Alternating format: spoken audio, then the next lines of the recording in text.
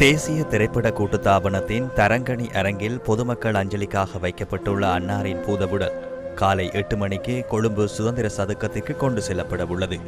கொழும்பு சுதந்திர சதுக்கத்தில் காலை 9 மணி முதல் பிற்பகல் 3 மணி வரை பொதுமக்கள் பூதவுடலுக்கு அஞ்சலி செலுத்த சந்தர்ப்பம் வழங்கப்பட உள்ளது. பிற்பகல் 3:30க்கு அன்னார் கல்வி கற்ற கலனி குருகுல கல்லூரியின் பழைய மாணவர்கள் மற்றும் கலைஞர்களினால் சமய சடங்குகளை மேற்கொள்வதற்காக அமைக்கப்பட்டுள்ள விசேட மேடைக்கு பூதவுடல் கொண்டு செல்லப்பட உள்ளது. இதனைத் தொடர்ந்து இலங்கை சினிமாவின் ராணி என வர்ணிக்கப்படும் மறைந்த நடிகை மாலனி பொன்சேகாவின் பூதவுடல் கொழும்பு சுதந்திர சதுக்க வளாகத்தில் அமைக்கப்பட்டுள்ள விசேட தகன மேடையில் இன்று பிற்பகல் தகனம் செய்யப்பட உள்ளது.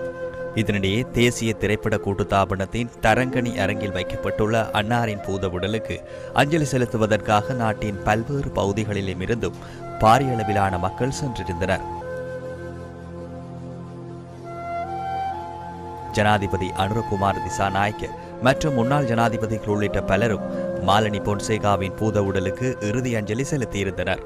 சிறிது காலம் நோய்வாய்ப்பட்டிருந்த நடிகை மாலனி பொன்சேகா தனியார் வைத்தியசாலை ஒன்றில் சிகிச்சை பெற்று வந்த நிலையில் தனது 78வது வயதில் நேற்று முன்தினம் அதிகாலை காலமானார்.